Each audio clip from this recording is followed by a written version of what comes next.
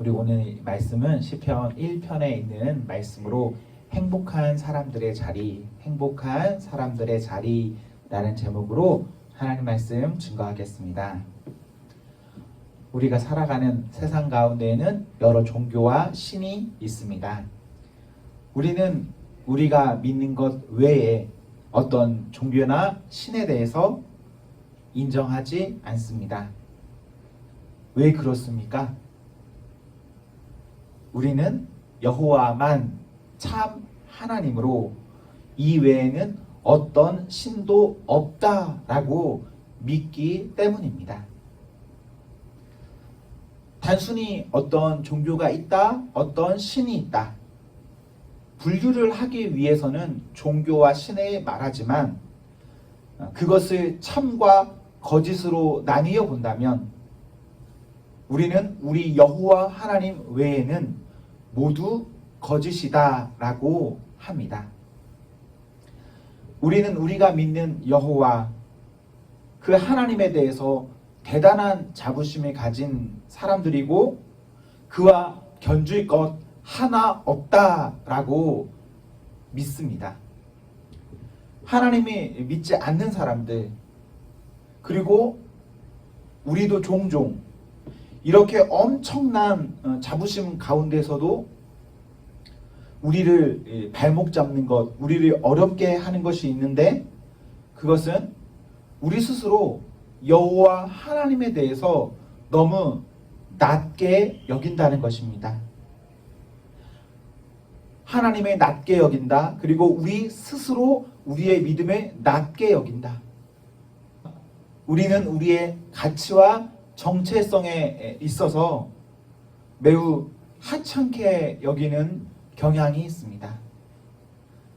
하나님을 믿지 않는 사람이 우리를 보며 그럴 수 있겠죠. 하나님 믿지 않으니까. 하지만 믿는 우리에게도 그런 모습이 있다는 것, 이런 점에서 안타까움이 있습니다. 제가 느끼기로 어떨 때 세상이 그리고 우리가 이 그리스도인이 하나님을 낮게 여기는가 하면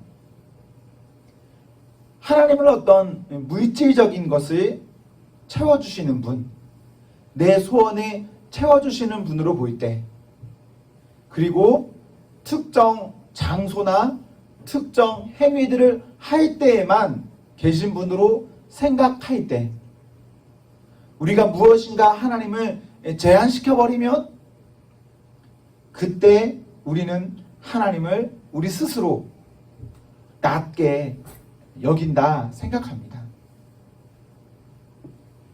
흔히 종교를 크게 분류하면 종교는요, 하등 종교가 있고 고등 종교가 있습니다. 하등 종교는 사람의 어떤 욕구를 채워주는 것으로 끝나면 하등 종교입니다.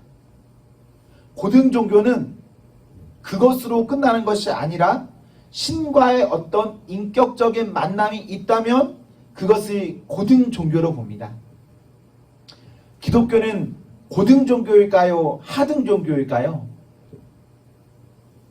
기독교는 종교 분류에서 고등 종교로 나뉘어집니다.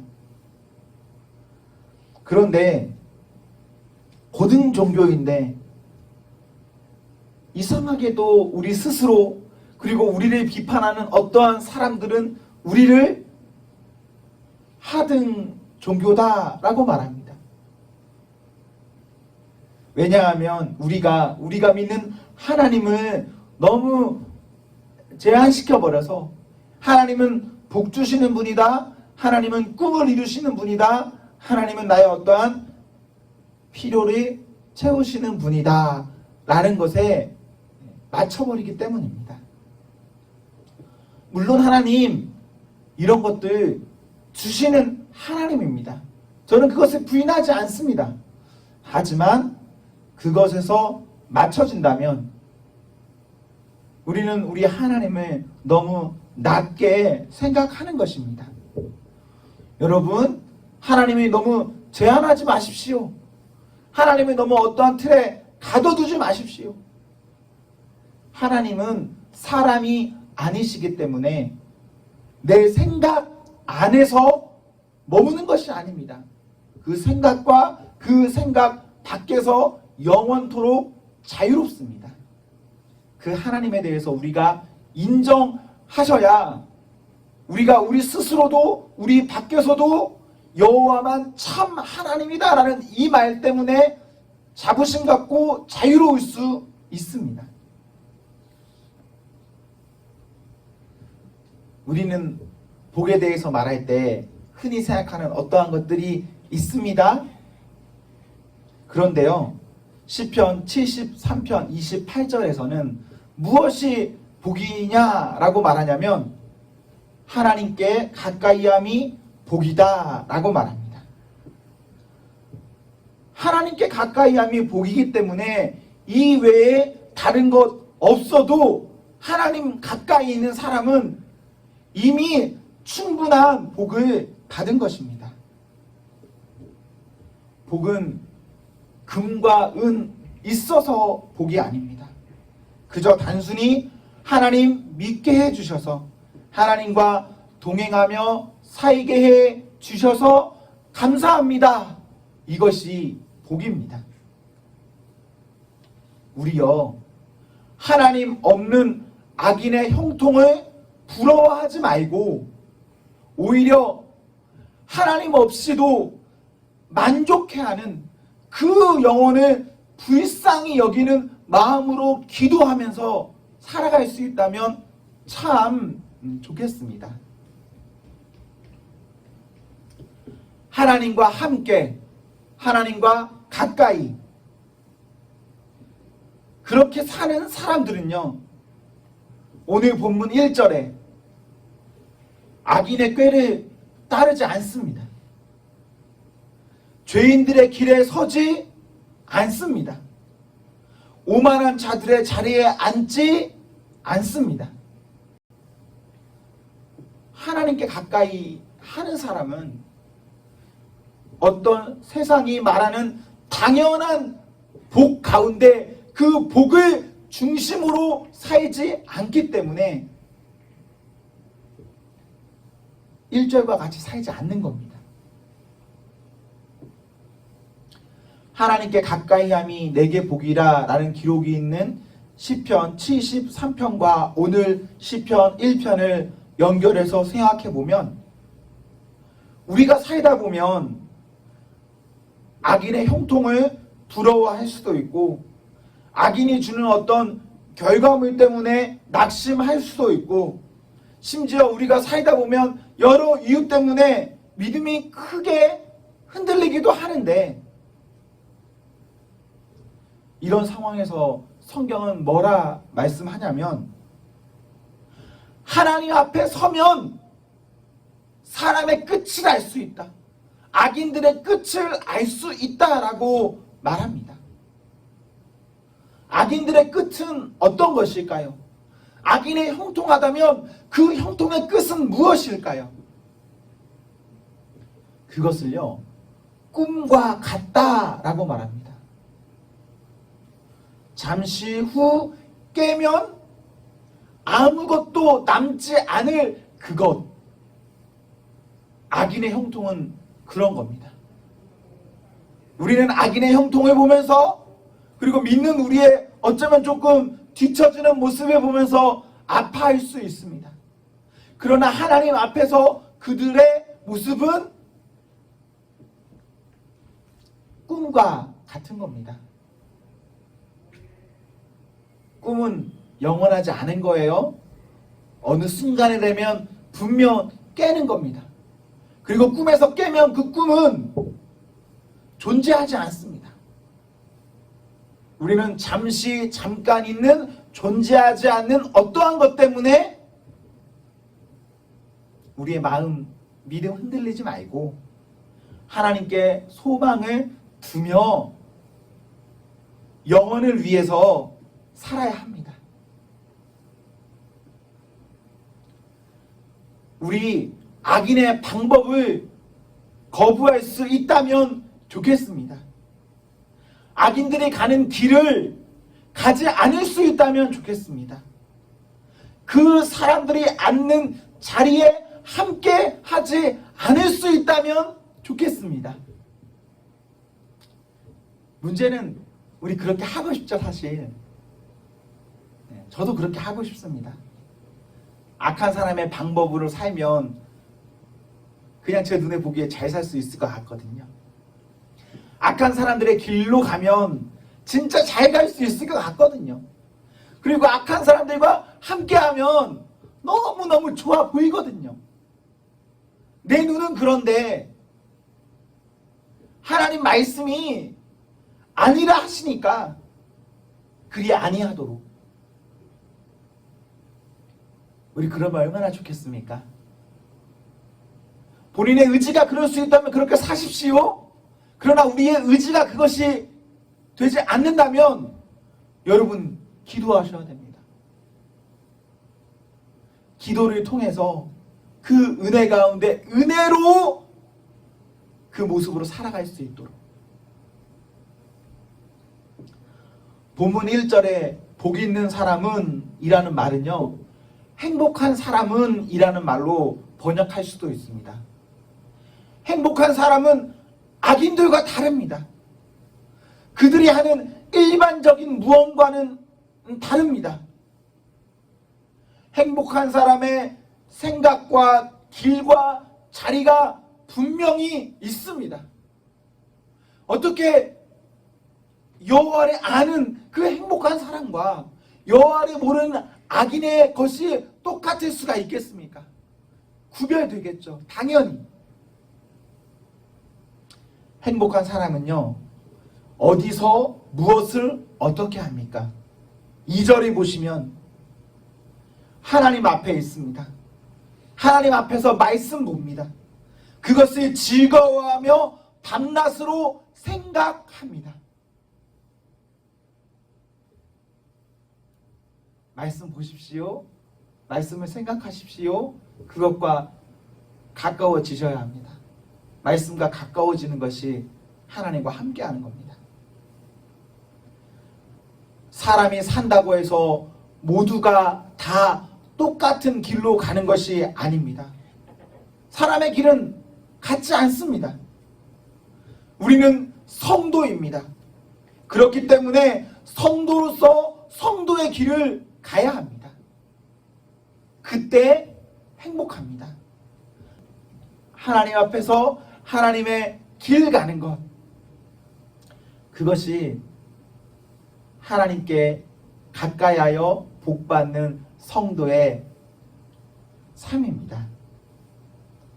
3절에 보시면 이런 성도의 복을 시냇가, 물가에 심기어진 나무에 비유합니다. 나무와 물이 가까이 있으면 좋겠죠? 네, 복입니다.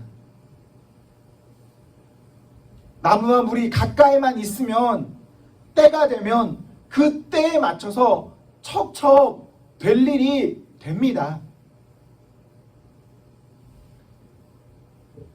사랑하는 청년 여러분, 우리 시냇가, 물가에 심기어진 나무처럼 우리의 삶이 그렇게 형통했으면 좋겠습니다. 그렇게 잘 형통했으면 좋겠어요. 그런데 3절을 다시 한번 보세요. 이 나무가 복 있는 진짜 이유는요, 시냇가에 있기 때문에가 아닙니다. 그보다 앞선 훨씬 아주 큰 중요한 것이 있습니다. 무엇일까요? 3절 초반절에 시냇가에 심은 나무 혹은 심기워진 나무 스스로가 무엇인가 할 수 있나요? 할 수 없습니다. 스스로 심기울 수 없습니다. 그렇다면 이 말은 주인에게 선택받아서 시냇가가 아닌 곳에서 시냇가로 옮겨졌다는 말입니다. 하나님께 택함받아서 택함받은 성도로 하나님 앞에 사는 사람은 복 있는 행복한 사람입니다. 사람은 죄인입니다. 죄인이라서 죄인인 우리는 본래 시냇가에 심기어진 나무가 아닙니다. 하지만 예수 그리스도로 인해서 우리는 죄에서 은혜의 자리로 왔고 은혜의 자리에 심기어졌기 때문에 그 사람은 복이 있는 사람입니다.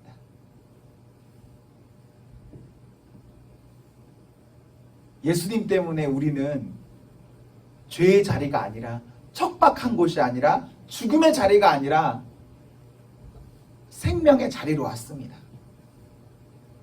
예수님이 우리에게 끊임없이 공급해 주는 겁니다. 그 공급으로 우리는 삽니다. 우리의 기준점을 어디에 두고 삽냐에 따라서 우리가 살고 죽는 게 달라집니다. 우리의 기준점이 예수님께 있으니까 우리는 그럼 영원한 생명 가운데 사는 겁니다. 만약 예수님이 아니라 다른 거라면 우리는 살긴 사는데 잠깐 사는 겁니다. 영원히 아니라. 성도는 은혜로 시냇가에 심기어진 나무와 같은 사람입니다. 성도의 이러한 모습과 반대되는 것이 불행한 악인의 모습인데 그들은 4절, 5절과 같습니다. 악인들의 어떠한 모습을 볼 때 그것이 옳고 좋아 보일 수 있습니다. 그러나 하나님 앞에서 보면 시냇가에 심기어진 그 은혜의 나무의 입장에서 그들을 보면 그들은요 바람 앞에 겨, 조금 더 쉽게 하면 바람 앞에 먼지와 같습니다. 먼지가 아무리 고와도 먼지는 먼지입니다. 아무리 먼지가 크고 좋다 한들 바람 불면 어떻게 됩니까? 아무것도 아니죠. 분명 행복한 사람들의 자리가 있습니다. 그리고 그 반대에 악인의 자리도 있습니다. 믿는 우리가, 의인된 우리가 죄인의 자리 가지 않아야 하고, 또한 죄인은, 은혜 받지 못한 사람은 의인의 자리에 오고 싶어도 오지 못합니다.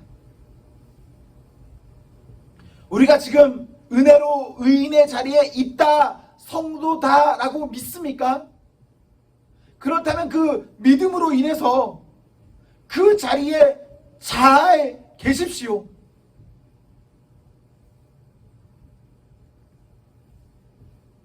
우리 어느 자리에 있기를 소망하며 기도해야 하죠? 은혜의 자리, 기도의 자리, 하나님께 가까이 하는 자리, 그 자리에 있기를 우리는 바라야 합니다. 6절에 하나님께서 인정하시는 자리에서 하나님을 기뻐하는 성도가 되십시오. 교회에서는 하나님을 즐긴다라는 표현을 잘 안 쓰는데 아까 우리 현서 자매가 그 표현을 썼어요. 하나님을 즐기십시오. 이거 좋은 겁니다. 하나님 때문에 즐길 수 있는 것, 춤출 수 있는 것, 하나님 앞에서 놀 수 있는 것, 얼마나 좋은 겁니까? 복이 물질이고 내 소원이라면 하나님께서 그거 안 주시면요 우리는 하나님 떠날 겁니다. 그런데 또 역설적이게도 하나님이 내가 원하는 거 다 주셨어요? 그럼 하나님 떠날까요? 안 떠날까요? 그래도 떠납니다. 복이 중심이라면 안 주셔도 떠나고 주셔도 떠나는 거예요. 그래서 그것을 중심으로 두고 살면 안 됩니다.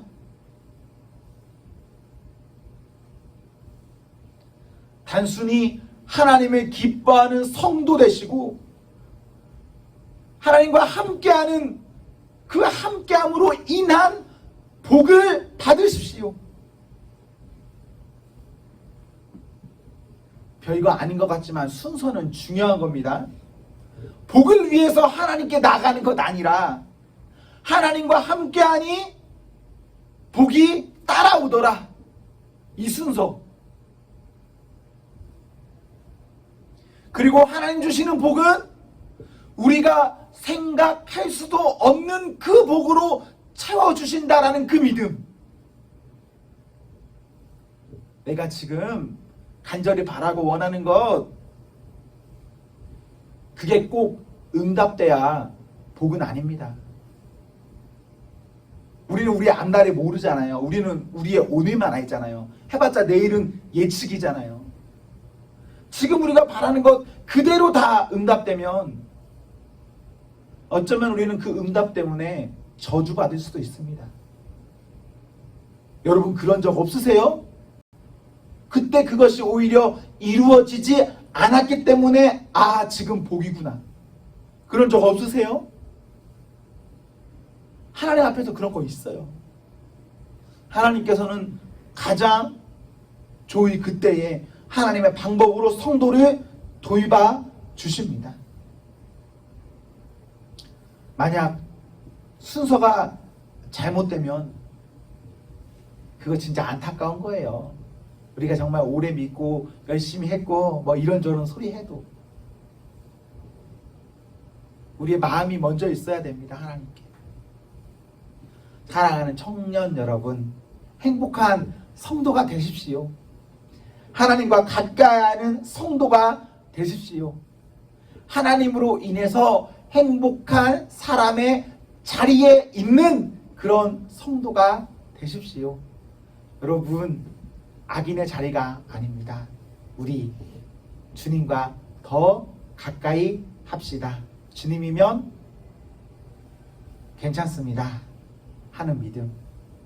네, 기도하겠습니다.